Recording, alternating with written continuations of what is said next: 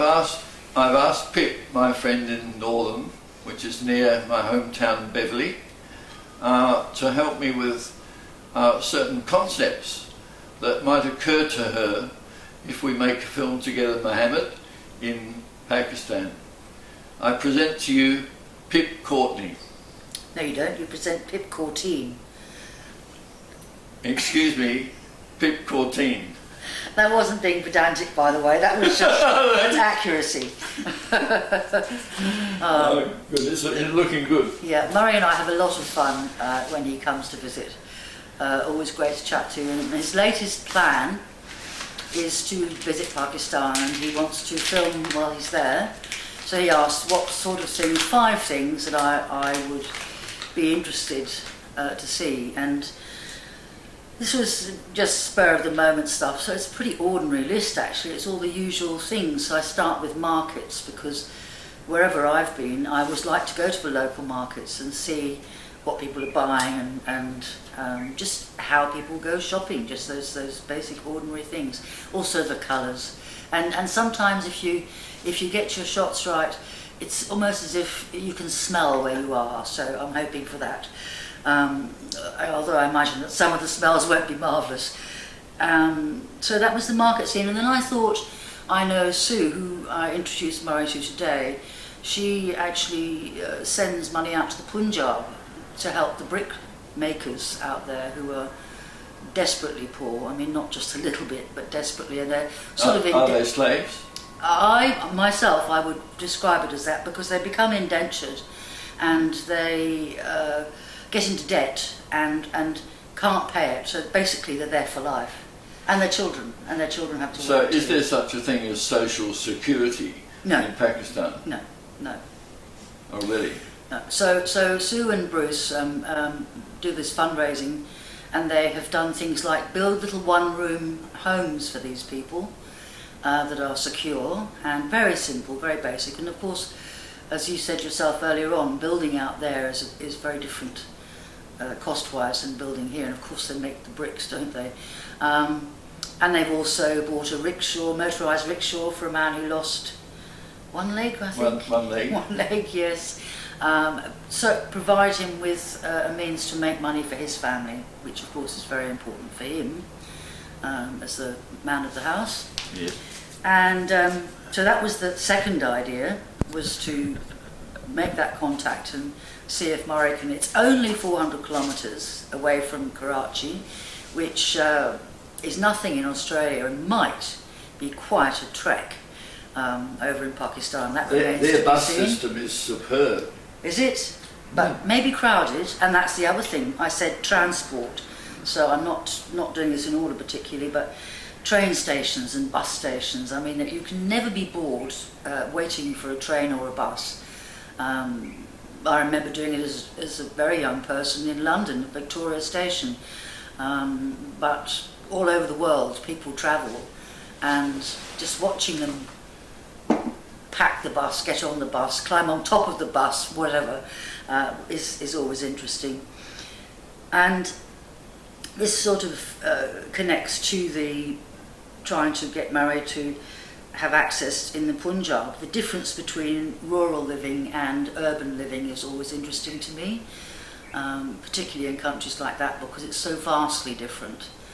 And so seeing the contrast, so if you film with Mohammed around Karachi, you get a very different sense of what Pakistan is than if you're filming in the Punjab, where they're making bricks.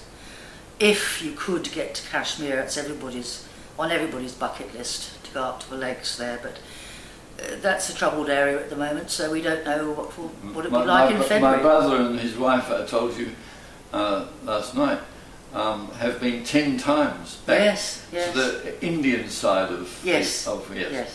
Yeah. And well, I don't know at this stage politically which bit of India or which bit of Pakistan it's actually in, or whether you'll be able to go. On politics, of course. Well, we're talking about 1951 and the huge change. So Pakistan is quite a young country, isn't it? It is, yeah, and for the purposes of this, we don't need to go into all the history of that and the trial it was actually for those people to be shifted around. But to the political side of things, there's a lot of unrest in Pakistan, as there is all over the world at the moment, sadly. But that brought us to Imran Khan, because on Murray's bucket list is cricket, of course, and my father would never forgive me for not having thought of cricket when I thought of Pakistan. And of course Imran used to captain the Pakistani cricket team, then eventually became Prime Minister. Now he's in disgrace. Do you think he's accessible? Do you think that we can reach him? I really don't know, but as we were saying, I mean, he's a very urbane kind of, very educated Pakistani. He would love to have the opportunity, I think, to talk to somebody about anything but his current situation. Especially something of his passion, something that's is within his heart. So I think we can lure him to have a talk about cricket and silly mid-on. Oh right, okay. Yeah. Oh, of course, I know cricket players of Australia who have played, obviously. I know the captain of the Australian team when they played Pakistan. And so I've seen him live on television in Perth. Well, perhaps you could arrange something through him, you never know. Yeah, right. Yeah. Always aim high. And I think that's, apart from, of course, if you're going there and have the privilege of staying with a family, it's always the best way to travel, is to stay with someone who is native to that country. Then you would have a wonderful opportunity to interview Mohammed and perhaps other members of his family, perhaps the women. Why do you say perhaps women? Because it depends. For some people that would be, they wouldn't want to, the women wouldn't want to appear on camera. And you might find that in the Punjab as well. It might be difficult. There's always going to be small differences amongst the women. There might be the women that are in television. There's television announcers doing doing the weather on Pakistani TV. Yes. Yeah. Have you gone through your list? I pretty much have, yes. Okay. I will ask you then to save, because you've crossed the boundary into my list of 5 things that are important. Could you now let me introduce Mohammed. I've introduced him to artificial intelligence, and he has made for me several movies using AI, telling the story of Winnie the Pooh. Now, BBC is not very keen on Winnie the Pooh. Mohammed asks, I'm asking you, what is your impression of artificial intelligence and the level of which it's penetrated Pakistan versus Western countries? That is something that you, of course, can find out, because I wouldn't have a clue. Right.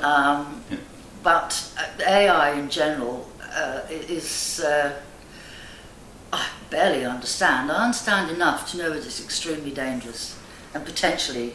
have you seen the podcast of Elon Musk? I've seen snippets of Elon Musk talking to Joe Rogan. Yep. And various other people too. On podcasts, Yeah. I mean, the late, great Stephen Hawking actually was warning people way back then that he thought we could overreach ourselves, which is so typical of human nature, isn't it? Now, I thought of a lovely topic for you to comment on. I thought of approaching the university, say, medical school. Yep. And it flashes through my mind now that because of how mental health has affected me, I'm very interested to meet maybe a psychiatrist or psychologist and interview them to see how they handle mental health compared to Western countries. Yes. Yeah, good call. Yeah. Good call.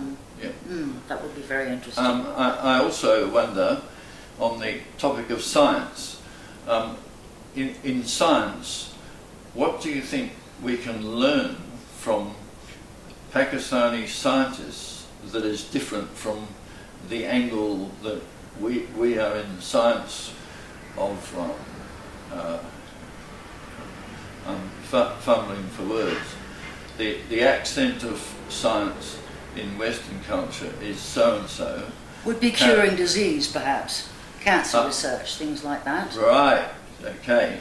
Wouldn't it be nice to go to the university or the medical school and find some interviews with people about mental health?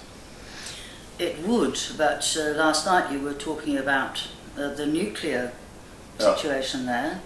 I'm not sure if it's real or not. We'll have to ask Mohammed that. Yes, and also it's perhaps not something that anybody would be prepared to talk about, but for me the interesting thing there would be, what do the scientists who are actually working on nuclear fission, what do they feel about its uses? I mean, is it to defend their country? Is it to make electricity? It's as topical as AI, isn't it? It is, yes, yes. Yep. Most things in life can be used for good or for evil, can't they? So, so it's interesting to... So PIP 14, thank you very much for talking to me this afternoon. And I really look forward to Mohammed's comments. Yes. I just have one further thing to say, Murray, which is unusual, but neither of us ever have anything else to say. And that is, your background is science, and your list of things is you know, the scientific mind. Mine, of course, is art. Psychology. And psychology, yeah, which covers a multitude of sins, I would think. But, of course, the arts, and so the other things that I would do, and I would differentiate between the tourist arts, crafts stuff, and the actual people who are still using hand looms to make rugs, people who are still using potter's wheels to make not trinkets for the tourists, but things that they will use. And I would be very interested to see some of those sorts of things. And of course, you can also go to your art galleries and museums, because there's a fascinating history there. Well, I'm very interested in sculpture. Yes. How do you imagine? Yes, there'd be a lovely opportunity, wouldn't there, to meet one or two sculptors from... Oh, well, if you could do that, so much the better. Yes. Okay. The sky's your limit. Is that it then? I would think so.